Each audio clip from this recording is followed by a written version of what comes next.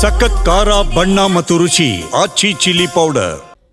DMK ಪಕ್ಷ ದುಷ್ಟ ಶಕ್ತಿ ಅಂತ ದಳಪತಿ ವಿಜಯ್ ಹೇಳಿದ್ದಾರೆ. ಕಾಲ್ ತುಳಿತ ಪ್ರಕರಣದ ನಂತರದ ಸಂದರ್ಭದಲ್ಲಿ ದಳಪತಿ ವಿಜಯ್ ಕೊಟ್ಟಿರುವಂತಹ ಹೇಳಿಕೆ ಇದು. ಮಾತ್ರವಲ್ಲ, 2026ರ ಚುನಾವಣೆಗೆ ಸ್ಪರ್ಧೆಗೆ ಸಿದ್ಧ ಅನ್ನುವಂಥ ಸ್ಪಷ್ಟ ಸಂದೇಶವನ್ನು ಈ ಮೂಲಕ ರವಾನೆ ಮಾಡಿದ ರೀತಿ ಕಂಡು ಬರ್ತಾ ಇದೆ. ನಟ ರಾಜಕಾರಣಿ ವಿಜಯ್ ತಮಿಳುನಾಡಿನ ಆಡಳಿತಾರೂಢ ಡಿಎಂಕೆ ವಿರುದ್ಧ ತೀವ್ರ ರೀತಿಯಲ್ಲಿ ವಾಗ್ದಾಳಿಯನ್ನು ನಡೆಸಿದ್ದಾರೆ. ದುಷ್ಟ ಶಕ್ತಿ ಅಂತ ಪದಪ್ರಯೋಗವನ್ನು ಮಾಡಿದ್ದಾರೆ. ಇನ್ನು MG ರಾಮಚಂದ್ರನ್, ಲಲಿತಾ ಅವರು ದ್ರಾವಿಡ ಪಕ್ಷವನ್ನು ಗುರಿಯಾಗಿಸಿಕೊಂಡು ಆಗಾಗ್ಗೆ ಬಳಸ್ತಾ ಇದ್ದ ಪದವನ್ನು ಪುನರಾವರ್ತಿಸಿದ್ದಾರೆ. ಇಲ್ಲಿ ಸಾರ್ವಜನಿಕ ಸಭೆಯಲ್ಲಿ ಮಾತನಾಡಿದ TVK ಶುದ್ಧ ಶಕ್ತಿ ಅಂತ ವಿಜಯ್ ಹೇಳ್ಕೊಂಡಿದ್ದಾರೆ. ಇನ್ನು 2026ರ ಚುನಾವಣಾ ಹೋರಾಟ ಇದು ಅಂತ ಹೇಳ್ಕೊಂಡಿದ್ದಾರೆ.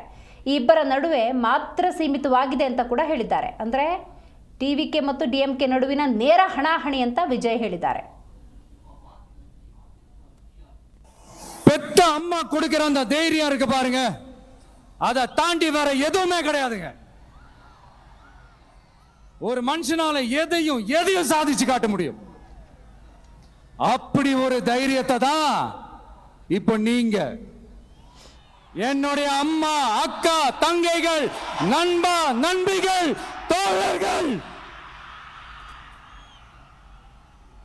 எல்லாரும் எனக்கு கொடுத்திருக்கிறீங்க. அதே தைரியத்தை, அதே துணையா என் கூட நிக்கிறீங்க. இதை எப்படி நம்ம பிரிச்சு விடலாம், இதை எப்படி நம்ம கெடுக்கலாம்?